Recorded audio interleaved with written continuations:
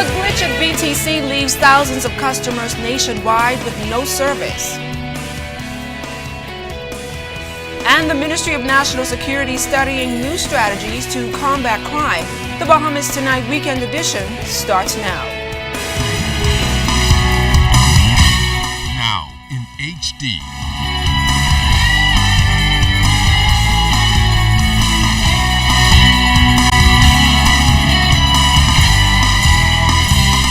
ZNS Network presents The Bahamas Tonight. This portion of the news brought to you by BTC Every Day.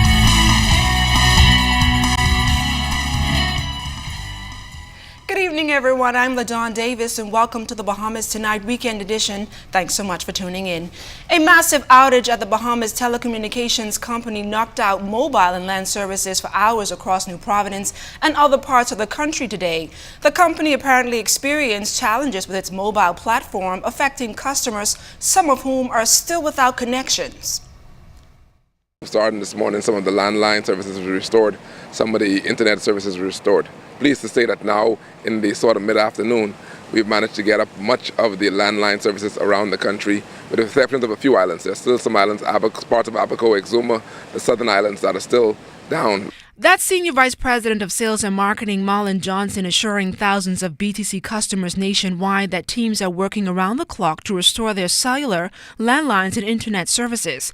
Mr. Johnson says although 90% of the landline and internet services have been restored, the company is still challenged with providing adequate services for its cellular customers. On our mobile side, our prepaid customers as of now still remain down.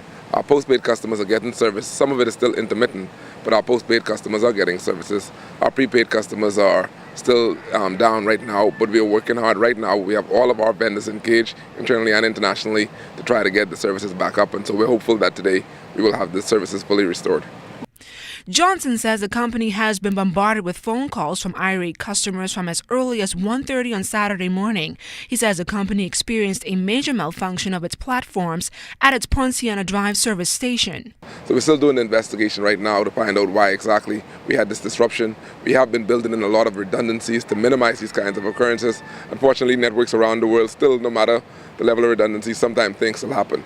So before we don't want to make a premature determination, but we are doing the root cause analysis, and we will advise the public certainly on the findings of our investigation as to why it is that we face this sort of significant disruption.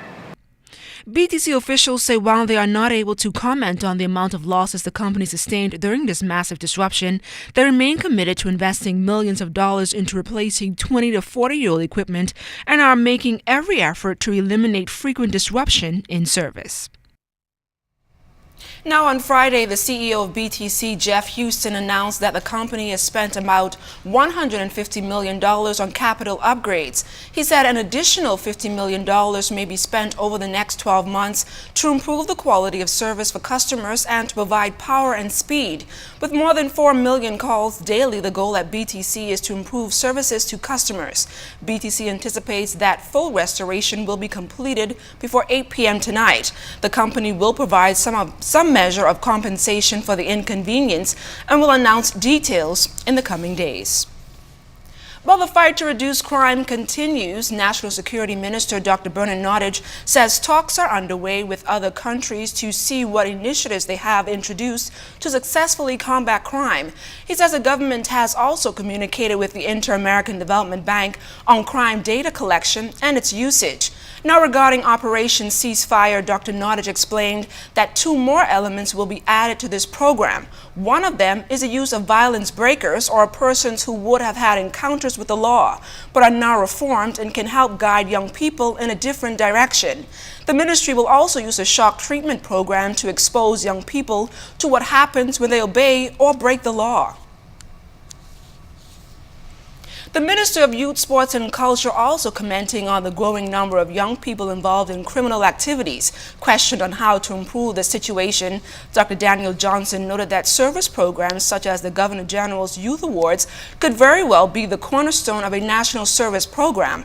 Additionally, he says the only difference between this project and a national service program is its voluntary aspect, and that a national service program would be mandatory. Dr. Johnson went on to suggest ways of encouraging encouraging students to participate in the program. But I'd like to see one day where every child in the Bahamas goes to this program before you leave high school. And we're thinking of asking them next year to have an option on the COB entrance exams, on job applications, on applications for skills training, on applications for things that the government has access to, where there's a box that says, did you do the GGYA program? Where young people coming out of high school say, whoops, I got to do GGYA before I graduate. This is the best youth program that we have in the country. A key player within the Vote Yes campaign is speaking out on the government's decision to regularize web shops and the tax amount to be levied. Now, despite the loss at the polls during the recent referendum, officials from the Vote Yes campaign say if regularized, all parties involved can make a profit.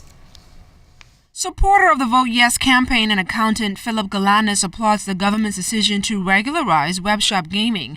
In fact, Mr. Galanis says despite the unfavorable results of the referendum last year, the decision to do so is long overdue. Although the vote against the referendum, or against the web shops during the referendum was slightly more than those in favor of it, there was such a poor turnout that I did not consider that vote to be either persuasive or conclusive.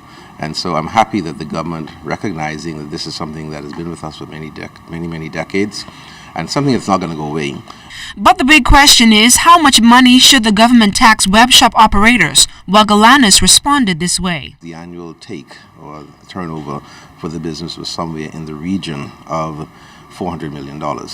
Assuming a tax rate of about 10% would generate $40 million for the government. I think that's quite significant. It's quite substantial. And so even if it's a fraction of that, anything that the government can do to increase its revenues, to enhance its revenue base is a positive thing. Once regularized, Galanis believes web shop gaming will pump millions of dollars into culture, sports, and education. Other countries that have national lotteries or gaming of this type, we will see that there has been a tremendous benefit to the education coffers of those countries.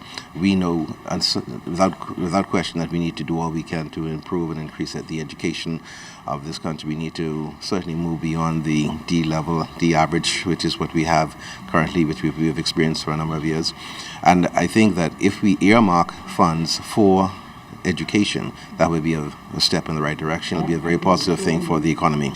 Now, even though the establishment of a national lottery was one of the questions rejected by thousands of voters during last year's referendum, Galanis feels that too should be considered.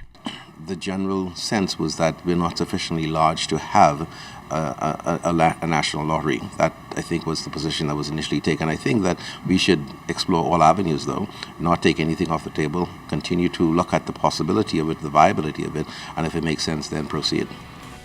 As the debate on web shop gaming continues, the government is expected to regularize the industry on July 1st.